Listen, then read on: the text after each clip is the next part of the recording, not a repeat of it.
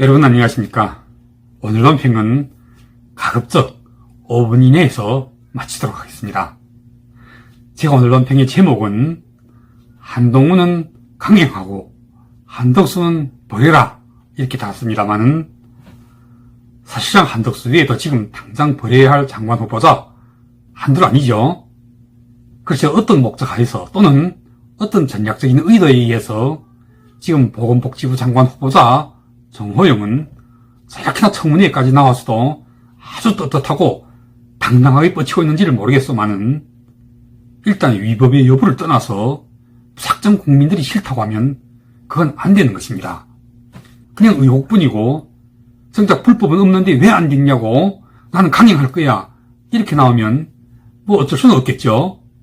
장관은 대통령이 임명을 강행하면 되니까 말입니다. 그런데 국무총리는 그렇게 함부로 못하잖아요. 그래서 지금 더불어민주당은 한덕수를 불모로 잡고 사실상에서는 그들이 한덕수보다는 오히려 진짜로 싫고 또 어떻게 해서라도 꼭 떨어뜨려야 할 후보자는 다름 아닌 바로 한동훈이잖아요.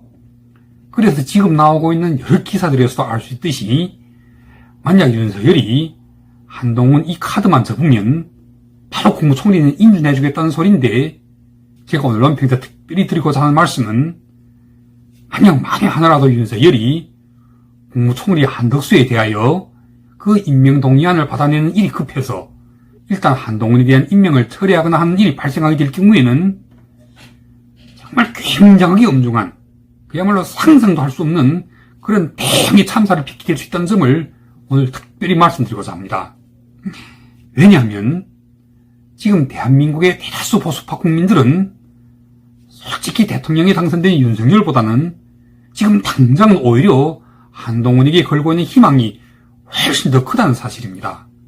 특히나 이번 검수완박이 강행 처리되면서 이걸 막아내지 못하는 국힘당과 이 국힘당의 신임 원내대표 권성동이 배후에서 사실상의 마쿠 조순자 역할을 했던 윤석열의 진짜 본심, 이를테면 그 자신들이 검수완박을 부패 완판으로 규정해가면서 맞받아 싸웠던 그 공로를 인정받아 보수파 국민들로부터 전폭적인 지지와 성원을 받을 수 있었고, 나아가 그 결과로 이제는 정권까지 잡을 수 있게 되었음에도 불구하고 정작 정권을 찾게 되자 이제는 언젠가는 검찰의 칼날이 얼마든지 자기들한테로도 올 수 있다는 그런 염려 때문에 사실상에서는 은근히 검수완박을 원했던 것이 아니냐는 그런 의심을 지금 받고 있는 것입니다. 자, 저희 말씀이 무슨 뜻인지 아시겠어요? 윤석열이 만약 검수완박을 진심으로 반대했다면 이걸 야합해버렸던 원내대표 권성동에게 그 책임을 물어야 하는 것입니다. 그런데 지금 보세요. 이번 검수완박 파동에서 권성동은 이미 원내대표로서의 그 권위와 신용을 모조리 상실했음에도 불구하고 특히 더불어민주당으로부터 근본상에서 이제는 그 대화의 상대로도 인정받지 못하고 있는 상태가 아닙니까? 지금처럼 서로 한치의 양보도 없이 서로 대치 중에 있는 이 청문회 전국에서 사실상 이걸 타개하는 데 가장 큰 역할을 해야 할 사람이 누굽니까? 다름 아닌 바로 원내대표여야 하는데 이 보수파 국힘당의 원내대표는 지금 그냥 산송장이나 전혀 다를 바 없는 것입니다. 이미 대한민국의 대다수 국민들은 그리고 특히 오매불망 정권 교체만을 갈망하고 염원해왔던 보수파 국민들은 지금 모두 하나같이 선수들이고 하나같이 전문가들입니다. 물론 때로는 바보같이 맹목적이고 바보같이 우직하게 충성하지만 그러나 속으로는 모두 생각이 있는 것입니다. 절대로 이분들을 쉽게 속여 넘기지 못합니다.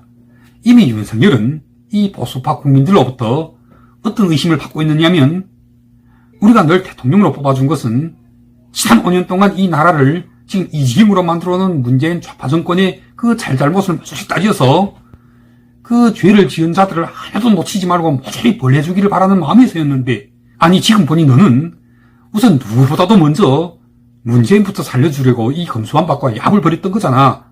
결국 지금은 이미 강행 처리되어 이 지경까지 오게 만든 것, 이걸 과연 권성동이 혼자서 벌였겠느냐고. 권성동에 대해 바로 윤석열 당신이 직접 허락했거나 아니면 묵인했던 것이 아니냐고 거의 대부분의 보수파 국민들이 모두가 이렇게 판단하고 있는 것입니다. 그런데 이걸 유일하게 공개적으로 대놓고 반대했던 사람이 다름 아닌 바로 한동훈이잖아요.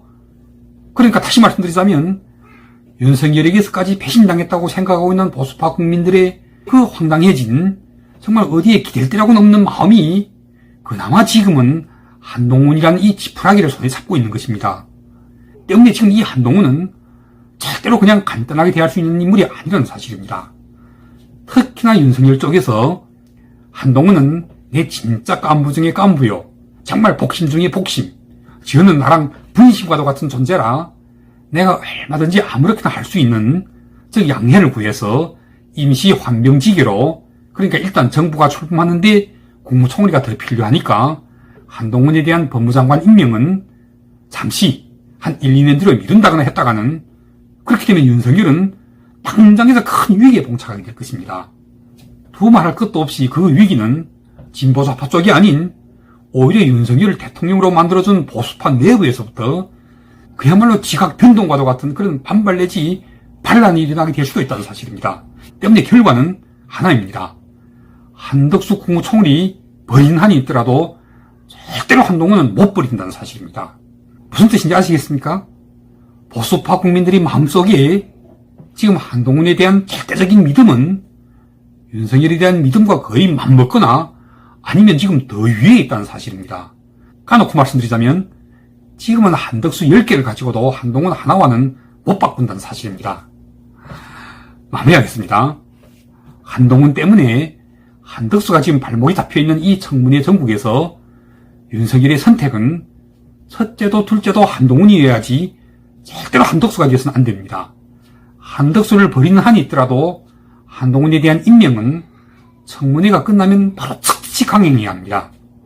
왜냐하면 만이 하나라도 한덕수 때문에 한동훈에 대한 임명을 유예미결하거나 또는 주저하고 고민하는 듯한 그런 눈치나 기미가 조금만 드러나도 보수파 국민들은 모조리 벌떼같이 들고 일어나게 될 것이라는 사실을 윤석열과 그의 윤핵관들은 절대로 망각해서는 안 될 것입니다. 그럼 오늘 방송은 여기까지 하겠습니다. 아주 빠른 시간 내에 다시 또 찾아뵙겠습니다. 감사합니다.